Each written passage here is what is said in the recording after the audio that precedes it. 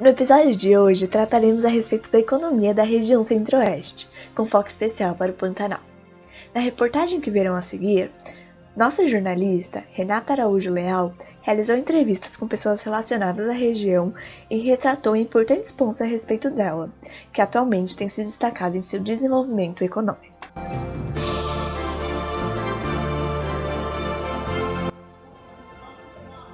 A região Centro-Oeste, por possuir características particulares de solo, clima, localização, vegetação e recursos minerais, permaneceu esquecida do restante do país até o século XX. Quanto ao processo de expansão da atividade econômica na região teve início com um notável processo de ocupação e desenvolvimento econômico da região que engloba Tocantins e Rondônia. Além disso, a fundação de Brasília teve importante influência no processo de interiorização da ocupação e do desenvolvimento do Brasil.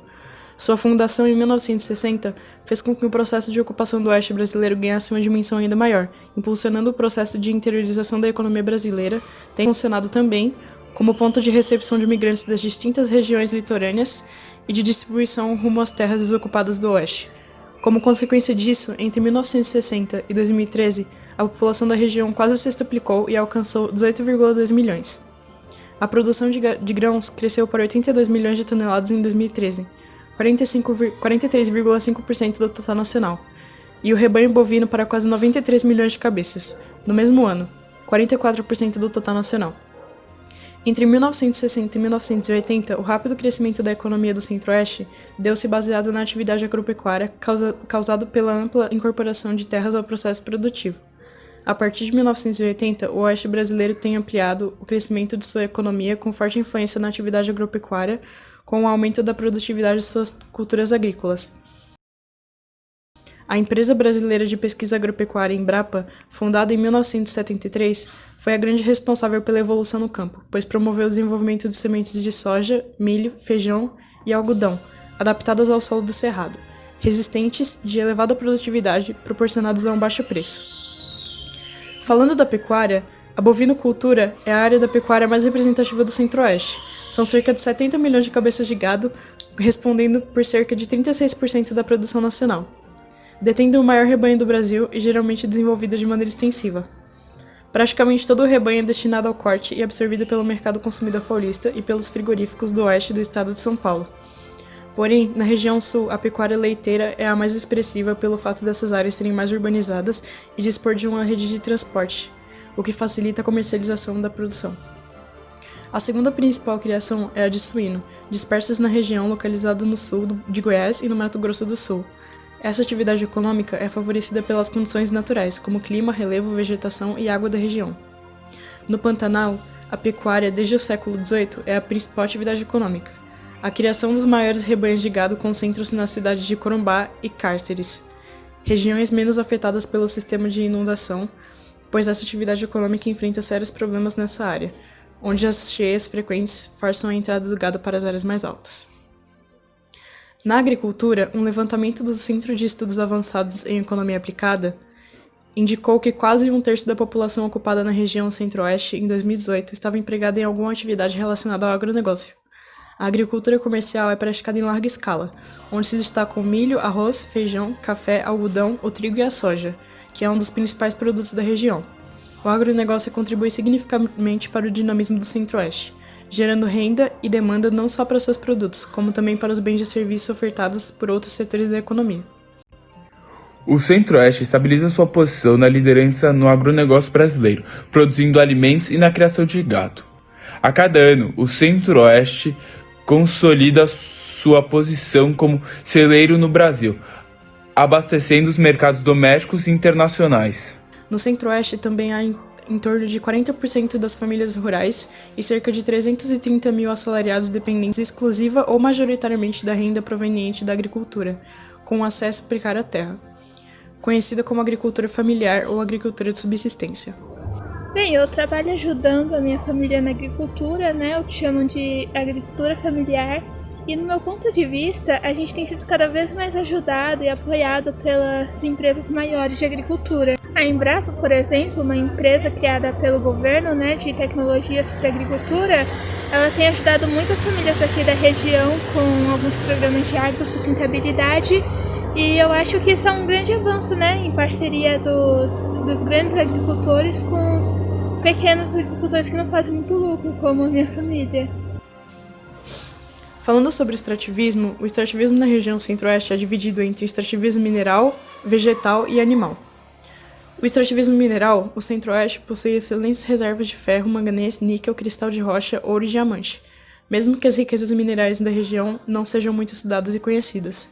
No Pantanal há o destaque do ferro e o manganês, encontrados em um grande bloco de rochas cristalinas chamado maciço do Urucum. Mesmo havendo esses minerais em grande quantidade, eles apresentam baixa qualidade. Eles são encontrados em Goiás, além também da presença do níquel. Seus destinos são principalmente para o abastecimento da usina siderúrgica Sobras, em Corumbá, e o excedente é exportado para os Estados Unidos, Argentina, Japão e Uruguai. Já no Mato Grosso, através do garimpo, o ouro e o diamante são extraídos. O extrativismo vegetal possui destaque como atividade econômica, principalmente em áreas mais distantes dos grandes centros. Há a extração de borracha e de madeiras como mogno, cedro, imbuia e outras na extensão da floresta amazônica localizada no norte da região. No sudoeste de Mato Grosso, extraem o angico e a poaia, que possuem raízes que funcionam como matéria-prima para a indústria farmacêutica. Focando no Pantanal, há um alto aproveitamento do quebracho, que a partir da extração do tanino pode ser utilizado no curtimento do couro. Já no Mato Grosso do Sul, o extrativismo vegetal é alternado com o das plantações de erva mate.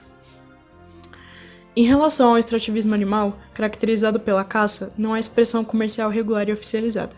Porém, é comum a intensa atividade extrativa ilegal. Isso traz como consequência a matança indiscriminada de jacarés e a extinção de inúmeras outras espécies de aves e animais terrestres, o que gera um grave desequilíbrio ecológico na região. Os principais animais em perigo pelo extrativismo são as lontras e ariranhas, pois suas peles são muito valorizadas no mercado exterior, as garças caçadas pelo comércio de suas penas e os jacarés com a intenção de utilizar sua pele para a fabricação de cintos, bolsas, calçados, etc. Também há uma significante pesca de grandes peixes de água doce nos rios da região para o comércio e consumo.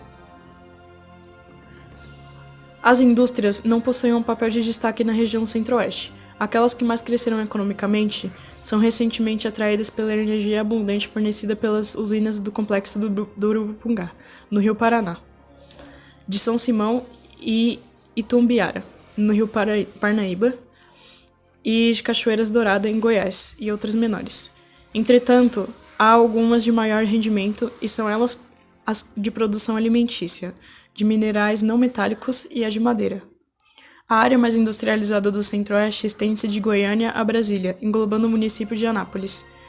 Outros centros fabris importantes são Campo Grande, indústria alimentícia, Cuiabá, indústria alimentícia e de borracha, Corumbá, favorecida pela proximidade do maciço do Urucum para a obtenção de matérias-primas minerais, Catalão e Rio Verde em Goiás e Três Lagoas, Mato Grosso do Sul, que sozinho foi responsável por 0,15% do crescimento do PIB brasileiro em 2007.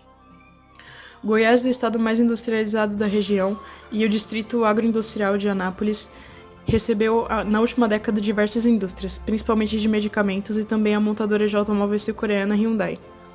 Catalão é a sede de um importante polo mineiro-químico e metal-mecânico, com foco para a montadora de automóveis Mitsubishi e a montadora de máquinas agrícolas John Deere.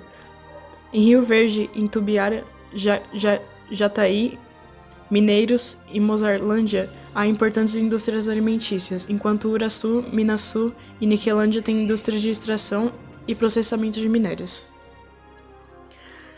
O turismo é uma área em desenvolvimento, pois a região centro-oeste atrai visitantes de todas as partes do mundo. Uma das regiões mais procuradas pelos turistas é o Pantanal, localizado no Mato Grosso e Mato Grosso do Sul. Outros pontos que atraem muitos turistas são as chapadas, como a dos Guimarães e a dos Veadeiros. Os turistas também são atraídos por Brasília, no Distrito Federal, por ser uma cidade moderna e de arquitetura marcante. Brasília tem a maior área tombada do mundo e foi inscrita pela Unesco na lista de bens do Patrimônio Mundial da Humanidade.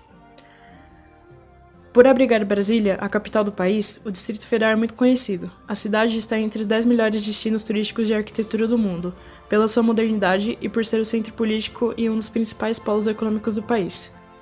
Os principais pontos turísticos são as obras de Oscar Niemeyer. O estado de Goiás é conhecido pelas suas paisagens naturais. Tem como destaque o Parque Nacional da Chapada dos Veadeiros e o Parque Nacional das Emas, representando a conservação do cerrado.